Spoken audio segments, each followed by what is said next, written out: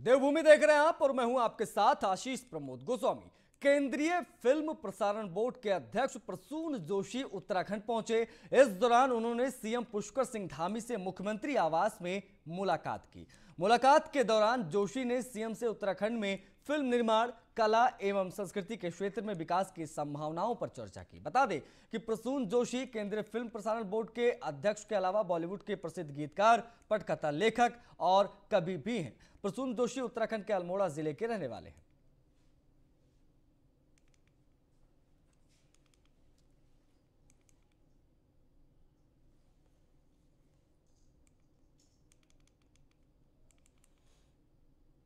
देहरादून में गीतकार और एड गुरु प्रसून जोशी ने सीएम पुष्कर सिंह धामी से शिष्टाचार मुलाकात की। इस दौरान मुख्यमंत्री ने प्रसून के सामने तराना भी छेड़ा। दूर जाना, दूर जाना, दूर जाना, दूर जाना, ये न पूछो कितनी दूर जाना, मत रोको, मत रोको, ये कहाँ है मेरा ठिकाना, मुझे दूर जाना, दूर जाना, ये न पूछो कितनी दूर। क्या बात? दूर जाना, दूर जाना, दूर जाना, दूर जाना, ये न पूछो कितनी दूर जाना, मत रोको, मत रोको, ये कहाँ है मेरा ठिकाना, दूर जाना, दूर जाना, दूर जाना, ये न पूछो कितनी दूर जाना, मत रोको, मत रोको, ये कहाँ है मेरा ठिकाना, मुझे दूर जाना, दूर जाना, ये न पूछो कितनी दूर। क्या बात? तो मैं आपको सुनाता हूँ, जैसे कि हम कहते हैं कि हम उत्तराखंड के बारे में मैं बड़ा आश्वस्त हूँ कि बार बार हम लोग खड़े हो जाते हैं कि सर्प क्यों इतने चकित हो, सर्प क्यों इतने चकित हो, दंश का अभ्यस्त हूं, पी रहा हूं विष युगों से, सत्य हूं आश्वस्त।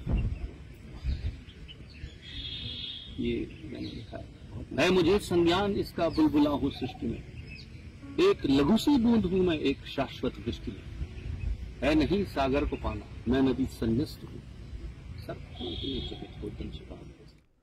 मुख्यमंत्री पुष्कर सिंह धामी से मुख्यमंत्री कैंप कार्यालय में विधायक हरभजन सिंह चीमा के नेतृत्व में बाजपुर के किसानों के प्रतिनिधि मंडल ने भी मुलाकात की। उन्होंने किसानों के हित में किए जा रहे प्रयासों के लिए मुख्यमंत्री का आभार व्यक्त किया। मुख्यमंत्री पुष्कर सिंह धामी ने कहा कि जन समस्याओं के त्वरित समाधान के लिए सरकार नो पेंडेंसी के आधार पर काम कर रही है।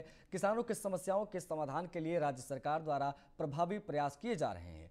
सरकार जनता के साथ साझेदारी के रूप में काम कर रही है। जन सुविधा के लिए कार्यों के सरलीकरण, समाधान और निस्तारण पर विशेष ध्यान दिया जा रहा है। अधिकारियों को प्रत्येक कार्य दिवस में 10 से 12 बजे तक जन समस्याओं को सुनकर उनका समाधान करने के निर्देश दिए गए हैं। इस मौके पर कैबिनेट मंत्री बिशन सिंह चुफाल और बड़ी संख्या में किसान उपस्थित रहे।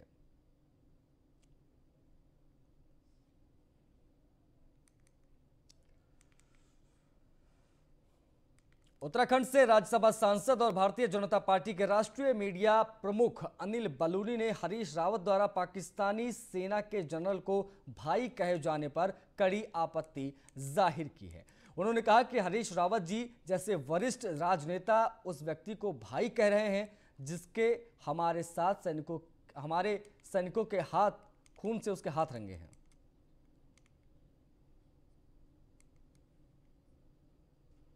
आज हरीश रावत जी का एक दुर्भाग्यपूर्ण बयान देखने को मिला है, जिसमें वह पाकिस्तान के जनरल बाजवा को प्रा यानी कि भाई कह रहे हैं। बड़ा दुर्भाग्यपूर्ण बयान है। एक ऐसे व्यक्ति को भाई कहा जा रहा है जिसके हाथ भारतीयों के, उत्तराखंड के वीर जवानों के खून से रंगे हुए हैं। ऐसे व्यक्ति को भाई कहा जा रहा है। बहुत ही दुर्भाग्यपूर्ण बयान है। हम इसकी निंदा करते हैं।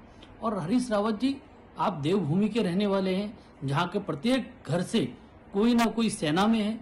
इस तरह का बयान देना, किस तरह की तुष्टीकरण की राजनीति कर रहे हैं, किस तरह की वोट बैंक की राजनीति कर रहे हैं। एक ऐसे व्यक्ति को जो हिंदुस्तान का सबसे बड़ा दुश्मन है, उसको प्रा कहा जा रहा है। और आप तो पंजाब के प्रभारी थे, आप नवजोत सिंह सिद्धू के बयानों को जस्टिफाई कर रहे हैं। वहां के मुख्यमंत्री आप ही की पार्टी के नवजोत सिंह सिद्धू को देश की सुरक्षा के लिए खतरनाक बता रहे हैं और आप उनकी प्रशंसा के पुल बांध रहे हैं।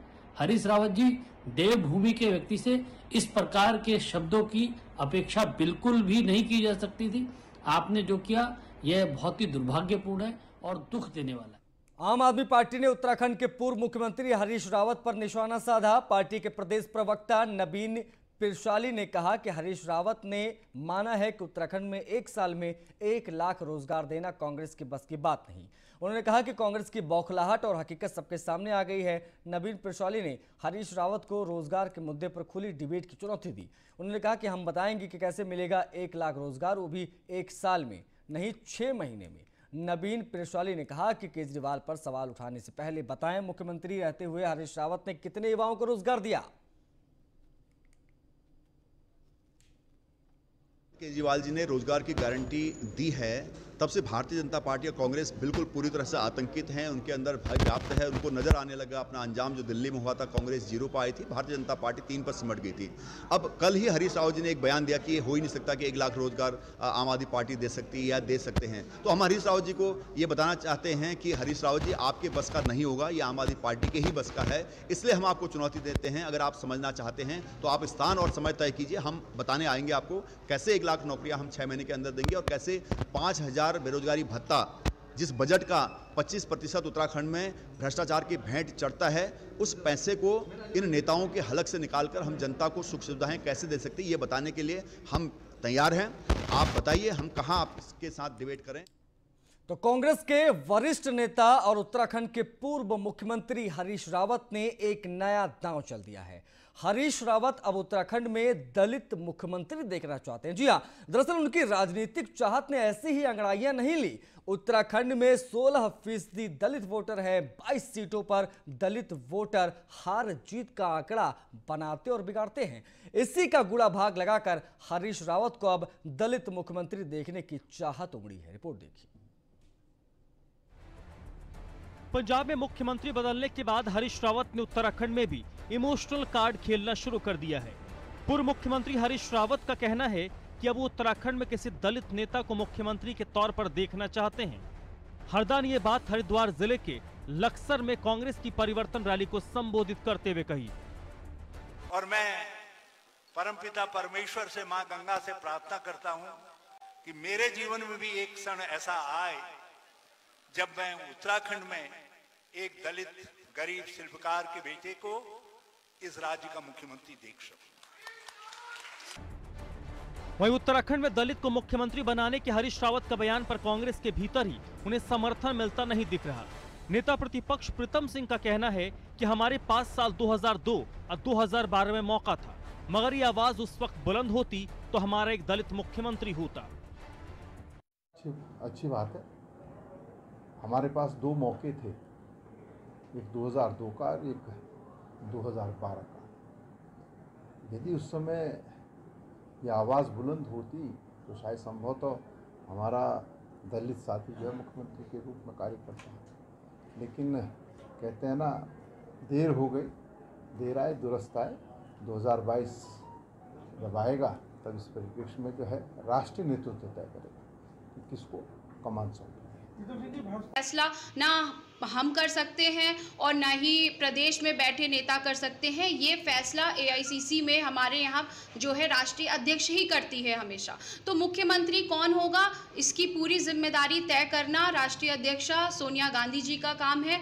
हम 2022 के रण को फतेह करेंगे, उसके बाद जो है प्रदेश का नेतृत्व और जो AICC का नेतृत्व ये तय करेगा कि मुख्यमंत्री का चेहरा कौन होगा। हरीश रावत के बयान पर बीजेपी और आम आदमी पार्टी के नेता उन पर तंज कस रहे हैं। बीजेपी का कहना है कि हरीश रावत को खुद पता नहीं होता कि वो क्या कह रहे हैं। वहीं आम आदमी पार्टी के प्रदेश प्रभारी दिनेश मोहनिया का कहना है कि कांग्रेस में कई नेता मुख्यमंत्री बनने की दौड़ में शामिल हैं। ऐसे में जनता किस किस पर भरोसा करे। हरीश रावत जी तो उम्र के उस पड़ाव में है कि वो क्या बोलते हैं उन्हें कुछ पता नहीं है। हरीश रावत जी कभी कहते हैं कि खुद को उनको चेहरा बना दो, कभी वो कहते हैं कि दलित को चेहरा बना दो। हरीश रावत जी पूर्ण तरीके से कंफ्यूज हैं और जिस प्रकार से आप देख सकते हैं वो यहाँ एक यात्रा निकाल रहे थे, यात्रा का साइड इफेक्ट पंजाब में हुआ। ये मेरे को लगता है ये कार्ड ही नहीं है। आप ये देखेंगे कि पूरे इसमें कन्फ्यूजन के अलावा कुछ नहीं दिखता मैं। जब आप एक बात कहते हैं तो पार्टी की एक लाइन होती है। क्या हरीश रावत जी की ऑफिशियल लाइन है? नहीं। क्या ये LOP की ऑफिशियल लाइनें? नहीं। क्या गणेश गोदयाल जी की लाइनें? नहीं। तो ये फिर कह कौन रहा है? आप एक तरफ कुछ कहते हैं, अगले दिन उसका डिनायर कर देते हैं। मुझे लगता है कि स्पष्टता के साथ जनता के बीच जाया जाना चाहिए और जनता को ये जानने का पूरा हक है कि इस प्रदेश का नेतृत्व कौन करेगा। उत्तराखंड में 16% से अधिक दलित वोटर हैं। राज्य की 12 सीटें इस वर्ग के लिए आरक्षित हैं। कुल 22 सीटों पर दलित वोटर हार जीत में अहम भूमिका निभाते हैं। इसलिए हरीश रावत के मन में दलित मुख्यमंत्री देखने की चाहत हिलोरे मार रही है। उत्तराखंड में 5 अध्यक्ष एक कैंपेन प्रमुख बनाकर भी कांग्रेस में जारी घमासान खत्म होने का नाम नहीं ले रहा है। हरीश रावत की दलित मुख्यमंत्री की मांग पर नेता प्रतिपक्ष प्रीतम सिंह ने ही सवाल खड़े किए हैं। अब महत्वपूर्ण प्रश्न ये है कि जब विधानसभा चुनाव में महज 5 माह का समय बचा है और ऐसे में यदि बयानबाजी में कांग्रेस पार्टी उलझी हुई है तो वो अपने मुद्दों पर जनता को प्रभावित कैसे करेगी और अपने पक्ष में जिस माहौल का वो दावा करती है उसे वोटों के रूप में कैसे कन्वर्ट करेगी। कैमरामैन अनूप भट्ट के साथ सुदीप जैन, न्यूज़ 1 इंडिया, देहरादून। हरिद्वार के लक्सर में संयुक्त किसान मोर्चे की महापंचायत में भारतीय किसान यूनियन के राष्ट्रीय प्रवक्ता राकेश टिकैत ने केंद्र सरकार पर कई हमले किए। राकेश टिकैत ने कहा कि जब तक तीनों कृषि बिल वापस नहीं होंगे आंदोलन जारी रहेगा। इलेक्शन आएंगे, सरकार आएगी, कोई अधिकारी आएगा, हमारा आंदोलन उसके खिलाफ जारी रहेगा। आपने और देश को बेचने का काम करती है, आधा देश बेच लिया और बिकने पे लगा हुआ है पूरा देश। देहरादून को भी दिल्ली की तरह से सीज कर जाएगी। सोशल मीडिया पर भाजपा विधायक विनोद चमोली को अध्यक्ष बनाए जाने वाले पत्र वायरल हुआ, जिसको लेकर कांग्रेस प्रदेश अध्यक्ष गणेश गोदयाल ने तंज कसते हुए कहा कि भाजपा 5 साल में 3 मुख्यमंत्री बदल सकती है तो प्रदेश अध्यक्ष भी 3 बदल सकती है। वैसे तो ये भारतीय जनता पार्टी का अंदरूनी मामला है, वो किसे अध्यक्ष बनाए और किसे न बनाए। उम्मीद यही की जा रही है कि भाई जब मुख्यमंत्री के तौर पर 3 आजमा लिए तो अध्यक्ष के तौर पर भी तीसरा आजमाने की गुंजाइश है। निश्चित रूप में ये अध्यक्ष के तौर पर भी तीसरा आजमाने की कोशिश में होंगे। अब ये पत्र सरकार में होते हुए पुलिस प्रशासन उनके अधीन है, ये पत्र कहाँ से आया, किसने बनाया, सही है झूठ है, ये तो वो लोग ही जाने। और अगर गलत देहरादून में बदहाल यातायात व्यवस्था के बीच स्मार्ट सिटी परियोजना के अंतर्गत होने वाले विकास कार्यों में लापरवाही की वजह से वो सुस्त चल रहे हैं। इसकी वजह से जनता को तमाम तरह की परेशानियों का भी सामना करना पड़ रहा है। सुस्त गति से चल रहे कामकाज के चलते योजना पूर्ण होने का समय भी बढ़ता जा रहा है, जिसको लेकर डीजीपी के निर्देशों पर राजधानी के एसएसपी स्मार्ट सिटी अधिकारियों से समन्वय कर फोर्स ट्रैफिक की तैनाती की जाएगी। आज मैंने उसको भी रिव्यू किया है तो करीब 1/3 काम तो उनके ख़त्म हो गए हैं और 2/3 बचे। 2/3 में से भी 1/3 काम उनके दिसंबर तक ख़त्म हो जाएंगे, जो मैंने आज पूरा डिटेल में रिव्यू किया। और बचे हुए 1/3 को ये डेडलाइन जो है फरवरी और मार्च दिखा रहे हैं। तो हमने एसएसपी साहब को कहा है कि उनके साथ लगातार मीटिंग करके प्रयास करें कि एक तो वो कम से कम लोगों को परेशानी हो जब उनके काम चल रहे हों या रात्रि के समय हो। भाजपा विधायक विनोद चमोली ने खुद के भाजपा प्रदेश अध्यक्ष बनाए जाने के वायरल पत्र के मामले को साजिश करार दिया। विनोद चमोली का कहना है कि वायरल पत्र में राष्ट्रीय महासचिव और अध्यक्ष का जिक्र है, जो कि बड़ी चिंता का विषय है। मामले में मैंने स्वयं मुकदमा दर्ज करवाने की मांग की है। कि इसकी तय तक जब जाएंगे तभी स्पष्ट हो पाएगा, क्योंकि ऐसे ही आरोप लगा देने से कोई लाभ नहीं है कि मैं कहूँ कि विपक्ष ने किया है तो अनावश्यक रूप से मैं उनको इसमें नहीं घसीट सकता जब तक इसकी तय तक नहीं जाया जाता है। लेकिन इसकी तय तक जाना चाहिए, क्योंकि इसमें ये पत्र जो है राष्ट्रीय महामंत्री के नाम से चला हुआ पत्र है। इसमें माननीय राष्ट्रीय अध्यक्ष जी का नाम भी उसमें लिखा हुआ है। तो ये छोटा मोटा अपराध नहीं है, ये बड़ा अपराध है। जिसने भी ये किया है ये बड़ा अपराध किया है। तो इसकी तय तक जाना बहुत आवश्यक है, क्योंकि अभी तो चुनाव प्रारंभ भी नहीं हुआ है, अभी तो चुनाव प्रक्रिया चल रही है। अभी से अगर इस प्रकार के षड्यंत्र होंगे तो आगे चलकर पता नहीं क्या क्या होंगे। इसको यहीं पर रोक। चारधाम यात्रा को हाईकोर्ट के निर्देश पर खोल दिया गया है, मगर केदारनाथ यात्रा मार्ग पर अव्यवस्थाएं फैली होने से तीर्थयात्रियों को भारी परेशानी उठानी पड़ रही है।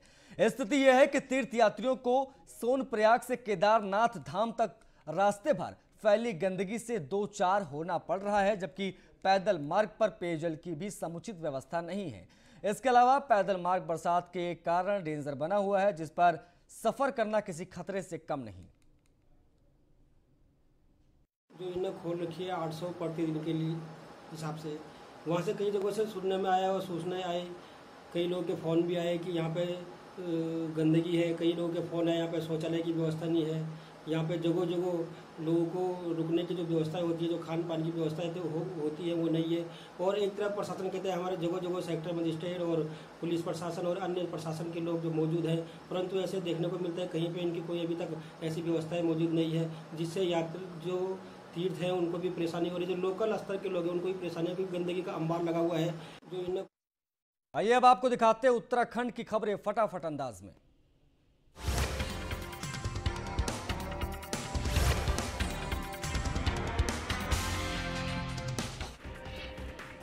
बीजेपी के नए प्रदेश अध्यक्ष की नियुक्ति को लेकर वायरल हुए फर्जी पत्र पर सियासत तेज। नेता प्रतिपक्ष प्रीतम सिंह ने मांग की है कि कई साल पूर्व भाजपा दफ्तर में हुई चोरी का खुलासा सरकार करे। कांग्रेस की परिवर्तन यात्रा में चौधरी आदित्य राणा ने मंगलौर विधानसभा में सैकड़ों ट्रैक्टर ट्रॉली के साथ झवरेला तिराहे पर जोरदार शक्ति प्रदर्शन किया।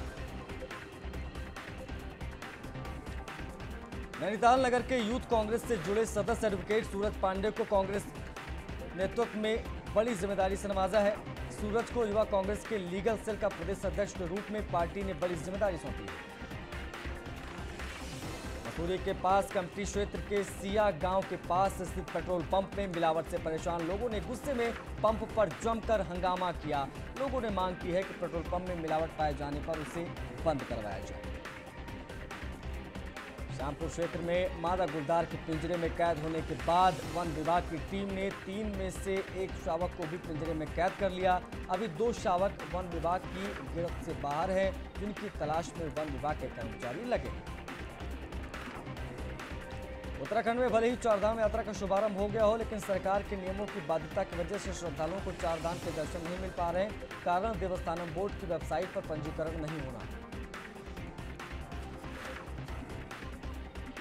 उधम सिंह नगर जिले के दिनेशपुर पुलिस ने मुखबिर की सूचना पर वन विभाग की मदद से चेकिंग के दौरान दुर्लभ प्रजाति के लगभग 24 कछुए बरामद किए। पुलिस ने सभी आरोपियों को जेल भेज दिया।